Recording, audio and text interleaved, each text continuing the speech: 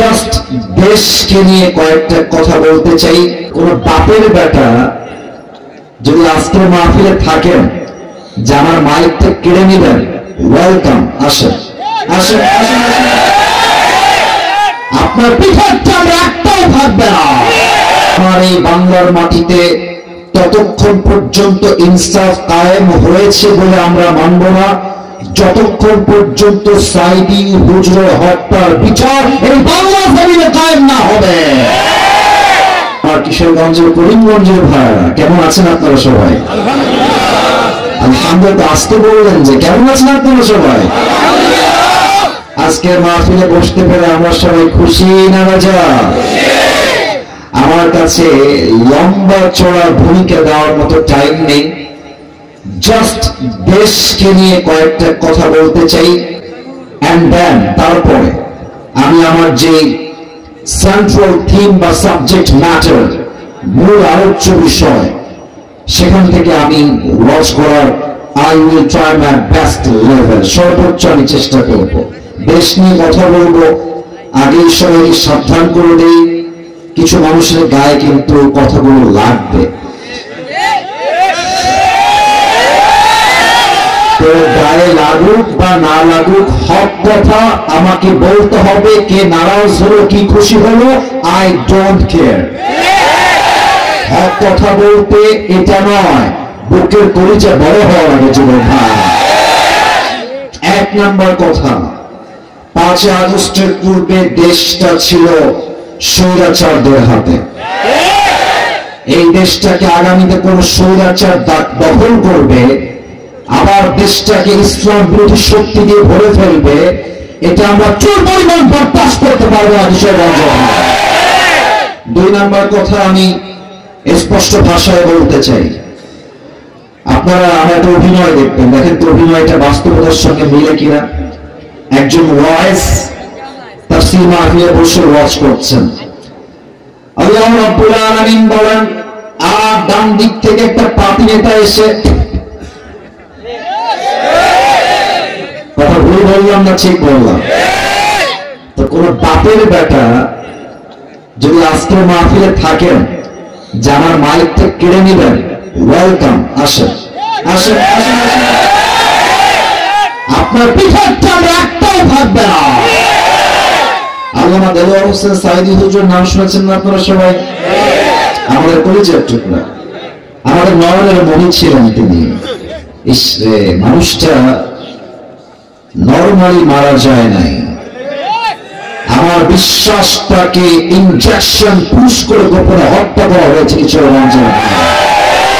আমি ডক্টর ইউনূস সাহেব সহ সবাইকে বলতে চাই, আমার এই বাংলার মাটিতে ততক্ষণ পর্যন্ত ইনসাফ কায়েম হয়েছে বলে আমরা মানব না, যতক্ষণ পর্যন্ত সাইদি হুজুর হত্যার বিচার এই বাংলা জমিনে কায়েম না হবে। উনি একটা কথা বলতেন যে তোমরা তো আমাদেরকে হক কথা বললে 3টা গালি দাও, 1 হচ্ছে রাজাকার, 2 হচ্ছে জঙ্গিবাদ, 3 হচ্ছে মৌলবাদ। তো উনি বলতেন, খুব মারাত্মক পয়েন্ট এটা, যে যতই মৌলবাদী বলে গালি দাও আমরা কিন্তু রাগ করি না। কারণ কি? মৌল আসছে মূল থেকে, মূল মানে কোরআন, মূল মানে হাদিস, মূল মানে হচ্ছে আল্লাহ তাআলা, মূল মানে হচ্ছে হিজ লাস্ট মেসেঞ্জার মুহাম্মদ সাল্লাল্লাহু আলাইহি ওয়াসাল্লাম।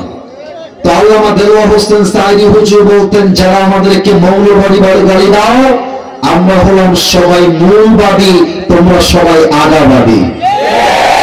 সোনামণি, তোমরা গাছের আগায় থাকো, আমরা গোড়ায় থাকি, বাড়াবাড়ি বেশি করবো না। আলেমদেরকে ধরে ধরে জেলখানায় বন্দী করো না, গুম করো না, হত্যা করো না।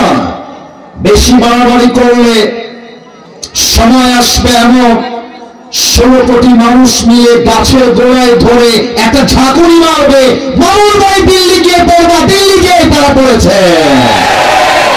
ওনার প্রত্যেকটা কথা আজকে বাংলার মাটিতে বাস্তবে রূপ ধারণ করেছে। আমাদের যিনি ছিলেন মাননীয় কনফার্ম জান্নাতি আপা,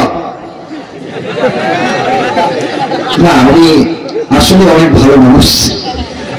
উনি দেখলাম মাশাআল্লাহ কয়েকদিন আগে লাইভে এসেছেন বক্তব্য দেওয়ার জন্য। ছাত্ররা বলছে ধানমন্ডির 32 বাড়ি আমরা মশা ভুলাই দিব আমরা।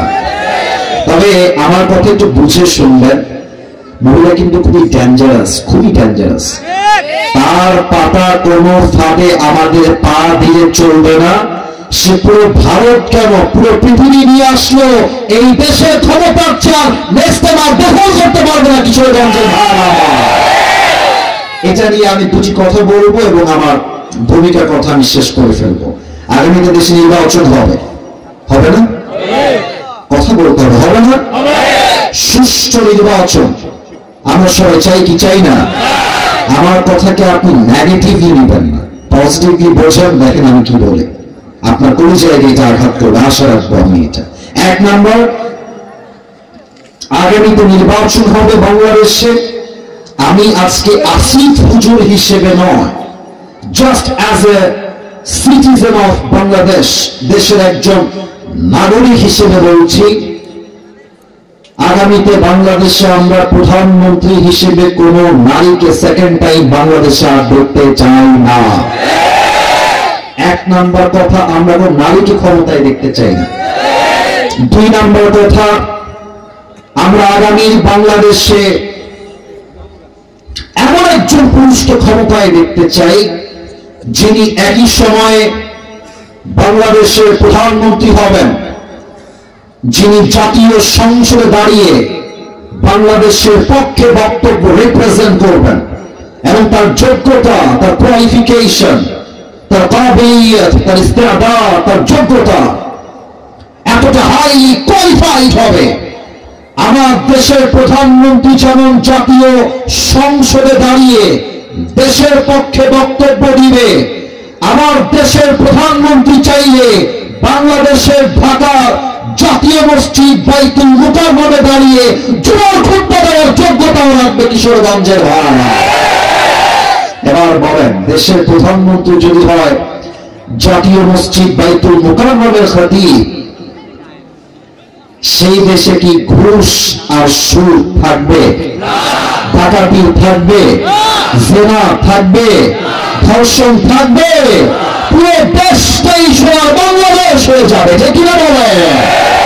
আর আগামীর এমন বাংলাদেশ গড়ার তৌফিক আমাদের সবাইকে দান করুক, বলেন সবাই আমিন।